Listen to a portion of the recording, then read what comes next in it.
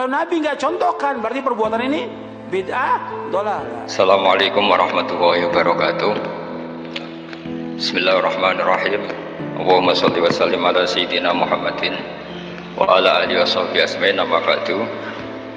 Ingkang kula hormati Pakde kawula Ki Haji Haisil Ma'ali, guru kawula Ki Haji Faruq Husain, sedanten para kiai ingkang kula hormati. Seperti yang dikatakan moderator, saya ini orang yang pantangan datang di acara-acara gini. Tapi saya tetap santri, ketika diajak Gus Zofur ya datang. Begini ya, ini langsung saja. Saya akan cerita tentang argumentasi ilmiah bahwa ahli sunnah wal jamaah itu luar biasa.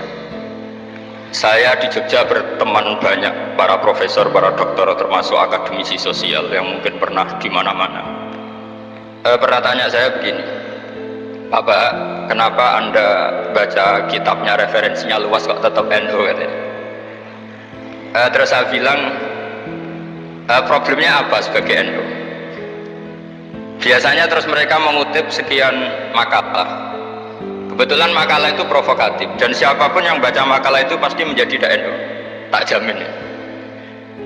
Kalau di Jogja misalnya di satu penerbitan, saya termasuk di dalamnya, itu pernah diperbandingkan kitabnya Said Muhammad Mafahim Yajibu an Sohah dengan kitabnya Bin Bas, judulnya Hadihi Mafahimuna. Biasanya kitab-kitab terjemahan Wahabi itu memang cukup provokatif dan dengan narasi yang memang siapapun yang nggak pernah mondok pasti tertarik. Misalnya begini, cerita bid'ah misalnya, Iyyakum wa muhdatsatil umur fa inna kulla bid'atin dhalalah wa kulla dhalalatin finnar, misalnya gitu. Wa kulla muhdatsatin bid'ah wa kulla bid'atin dhalalah wa kulla dhalalatin finnar. Ada yang baca wa kullu bid'atin dhalalah wa kullu dhalalatin finnar.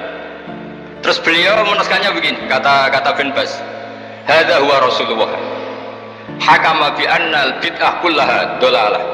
Terus diteruskan, wajar as-Syafi'i faqasama ila hasanatin wa dhalalatin wa sayyi'atin. Jadi dengan narasi seperti itu tuh orang itu tahu bahwa Syafi'i itu kurang ajar benar kira-kira gitu. Jadi dia ini Rasulullah yang mengatakan semua bid'ah ini dhalalah, tapi Syafi'i lancang dengan membagi ada dhalalah, ada sayyi'ah, ada hasanah, ada sayyi'ah.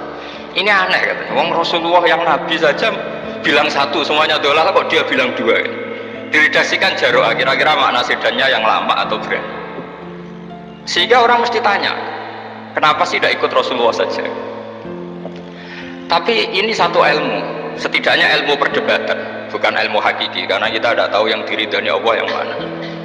Tapi kemudian Sayyid Muhammad dalam kitab Abu Abul Faros, juga dalam kitab-kitab beliau menyanggah itu dengan mengatakan, jika makna bid'ah adalah yang nggak pernah dilakukan Rasulullah, itu salah besar. Terus beliau cerita sekian hal, termasuk yang diceritakan adalah ada seorang sahabat ketika sholat dengan Rasulullah tidak pakai doa mainstream, yaitu ketika i'tidal sahabat tadi bilang alhamdulillah hamdan katsiran thayyiban mubarakan fi. Setelah itu setelah Nabi habis sholat, umul qail, siapa tadi yang melafadzkan itu? Semua sahabat diam karena takut disalahkan. Tapi apa yang dikatakan Nabi? Tidak, saya tidak akan nyalahkan. Saya tadi melihat isna asra malakan, saya tadi melihat 12 malaikat yabtadiruna ayyuhum yaktubu awal.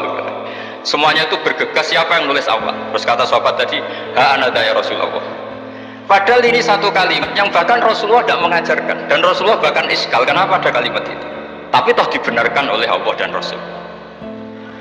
Cerita Sayyid Muhammad kedua adalah ada sahabat setiap ngimami itu main kulhu. Wah, ngimami apa saja main kulhu. Singkat cerita makmumnya tuh gerutu, ini orang kok main kulhu terus.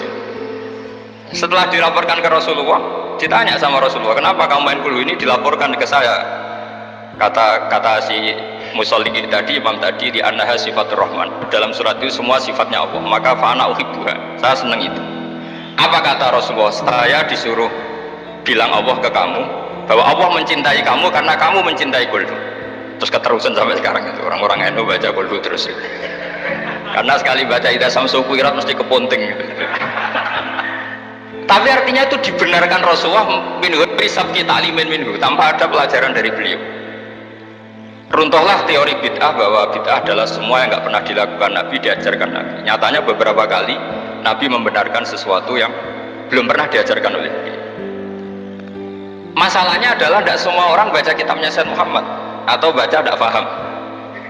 Nah, Sementara kitab Hadhihi Mafahimuna itu diterbitkan secara masif oleh pemerintahan Arab Saudi dan ada terjemahnya lagi, sehingga yang nggak bisa Arabnya nggak bisa terjemahnya. Dengan narasi tadi bahwa Imam Syafi'i dibenturkan Rasulullah itu kan pasti kalah. Redaksinya itu Jaro'ah itu wani pakai hamzah. Kedua, saya ingin cerita dan saya tidak bosan-bosan cerita ini sampai mati, saya tidak akan bosan-bosan. Ada kemandirian al-hujjatul balighah dalam diri kita sebagai ahli sunnah. Begini misalnya, kalimat la ilaha illallah adalah kalimat yang orang kafir 80 tahun saja kalau melafadzkan itu menjadi soro mukminan. Nah ini kita tahlil yang sudah muslim hanya karena kalimat thayyibah justru menjadi kafir. Ini kan madzhab aneh. Yang kafir puluhan tahun iyan tahu yufar lahum ma qad salaf bihadil kalimah. Ini kita karena tahlilan sampai nyekel patok menjadi kafir juga karena la ilaha illallah. Ini aneh. Jadi kalimatun sing yakunu bihal kafiru musliman menjadi kalimatun yakunul mu'minu biha kafirun. Ini kan kaidah yang aneh. Nah saya ingin kalau ahli sunnah yang seperti ini sudah mandiri, sudah sehat, ya baguslah seperti itu. Terus yang terakhir, kenapa ditambahi an-nahdiyah? Ya seperti yang dikatakan moderator tadi. Di terminologi internasional itu kalau ahli sunnah pokoknya yang tidak sabut sahabat ahli sunnah, sehingga Wahabi, Muhammadiyah, Ikhwan semuanya ahli sunnah wal jamaah. Karena kalau di media internasional asal tidak Syiah itu ahli sunnah, hanya itu aja perbandingannya. Kalau ikramus sahabat ya ahli sunnah, kalau sabut sahabat ya Syiah. Problemnya adalah kita tidak ikut kelompok besar ahli sunnah yang mainstream di internasional karena mereka anti wasilah, anti tahlil, sehingga terus Indonesia bilang ditambahi ahli sunnah wal jamaah an-nahdiyah yang kira-kira mungkin Gus Zofur dan kawan-kawan nabi Nusantara gitu. Nah nanti ini bagian Gus Zofur, saya kira demikian. Assalamualaikum warahmatullahi wabarakatuh.